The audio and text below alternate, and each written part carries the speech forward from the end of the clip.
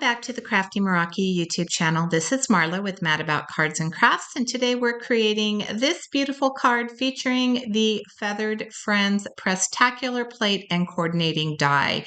This is part of a product suite. There is a stamp that goes along with that if you wanted to do some heat embossing or you just wanted to cope it color. That would work well with the stamp set.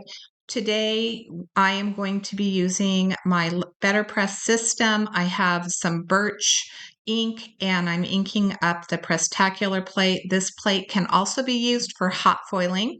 I was trying something a little bit different today. I tried using some Fabriano Artistico watercolor paper and I got a good impression. The first impression skipped because I ran it through twice.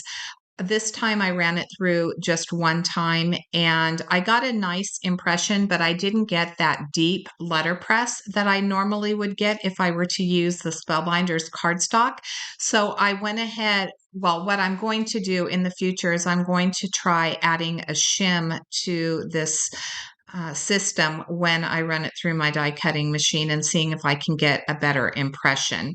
I wanted to start off with a little bit of watercoloring to see how my zigs worked on this cardstock. I don't use my zigs on this cardstock. It's been a long time. And I like the way that it was working. I'm doing a blending between a peach pink and then a lighter baby pink.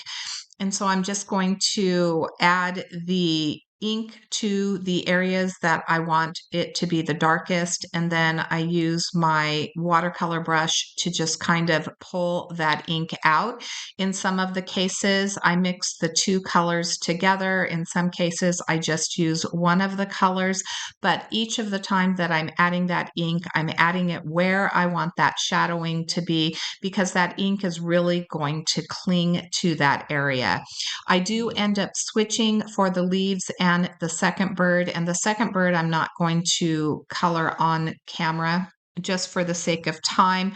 I wanted you to see the system with the zigs, and then you're going to see the process that I use for the leaves with the Catherine Pooler ink. So the way that I color the leaves is the same way that I'm going to color the second bird. So we have all of this blended. The body of the bird is going to have a little bit more pink. I do color the second bird more pink with a rose. I think it's called Rose Petal from Catherine Pooler, and I add a little bit of the peach ink to it, but it's definitely going to be more of a lighter pink. And as I add the pink to the second bird, I do add a little bit more to the body and the wings, just so that I have a little bit more cohesiveness between the two. I didn't want to start contrast. I didn't want one to be super dark and the other one to be super light. So I just added a little bit more of that pink contrast into this first bird. So in just a moment, we're going to move on to the leaves. For the leaves, I used a sage green and I believe it's a seafoam green. So the seafoam is the lighter of the two. I drop some water into my leaves and I start by dropping in that darker color in the areas where I want the shading. I'll clean off my brush and then I will go over to the browns. So I do have a brown that is laying there as well. And then I'll add a little bit of the seafoam just to add a little bit more lightness to the areas of the leaves that I want to have a little bit more of that lighter green. So I just repeat this process through all of the leaves, dropping in that color.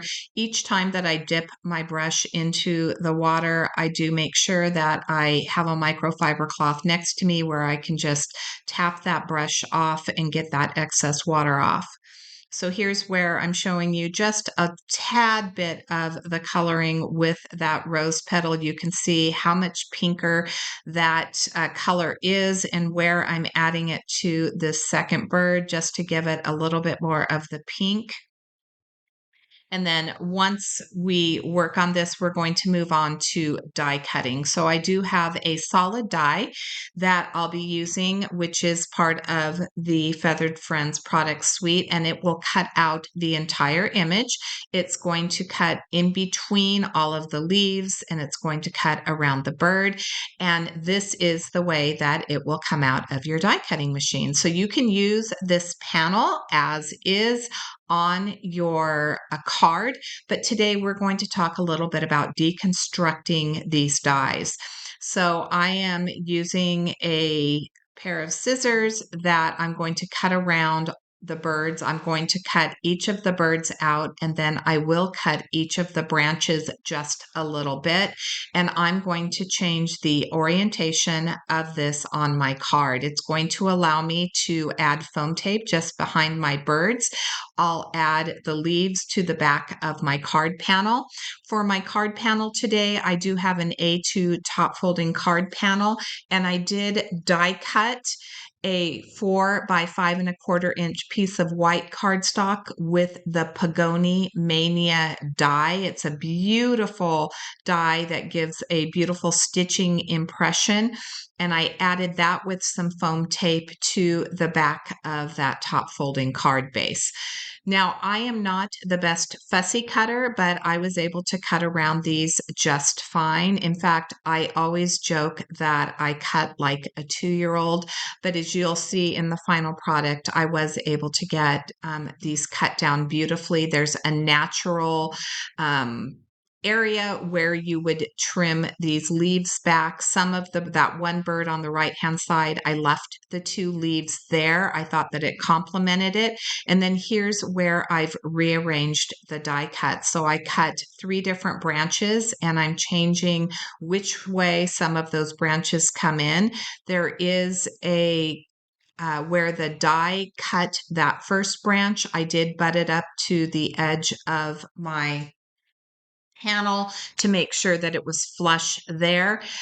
This one, it's going to hang over just a little bit. The leaves are going to, and later on I'll come in and I'll just trim those down to match that 4 by 5¼ inch panel. I have the Timeless Frame die from Crafty Meraki. I love this die. It is a beautiful thick frame, which is going to allow me to create a focal point on my card. I'm using the middle die cut piece. So you can see there's that middle frame. It's the medium sized frame. I'm going to add a little bit of this 1/8 inch foam tape all the way around the edges because I do want this to be popped up. And I am going to add the same foam tape to the back of each of my birds so that they are going to be level with the frame. I'll have to do a little bit of cutting out of some of the foam tape on the bird on the left, I believe. Maybe it's the right one of the birds. We'll get to that because I do need to make sure that part of the body that overhangs where this die cut is going to be flush. So I'll remove this foam tape, and then I'm going to center this onto my card panel, and we are going to create our focal point. So we have so many amazing designers on the Crafty Meraki team. And if you head over to our blog and you head over to the Instagram, you are going to see many beautiful variations of coloring for this particular die set, which is why I decided to deconstruct it so that my card would be just a little bit different, a little bit more unique, and I could show you different ways that you can use this. Sometimes you look at a product and you think, well, it's all of my cards are going to look the same. But no, here we've added a frame. We're changing the position of the birds. There's no foam tape behind the leaves, but there is foam tape behind the bird and the frame, which is going to give the card a little bit different of a look, a different focal point. The birds are definitely standing out, as is the frame. And I love being able to change things up and show you just how easy it is to cut these apart. So any of your dies that you may have in your collection that maybe are solids, there are different ways that you can cut those up and change the design. Here I'm using my white gel pen. I do like to add a little bit of highlight to my card. I added it to the birds and I added it to the leaves. And then I will bring in some little gems from Pink Fresh Studio. We're going to add a little bit of bling to this. I thought I might use those Spellbinder pearls, but I changed my mind.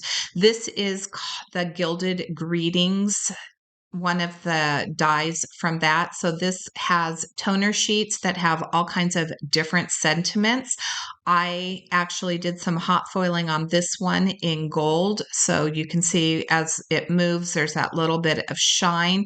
And I just went ahead and added that through my toner. I used the toner foil with that and then used the coordinating dies. And then here's where I'm adding those little pink gems to the card to add that bit of bling, and that will complete my project for today.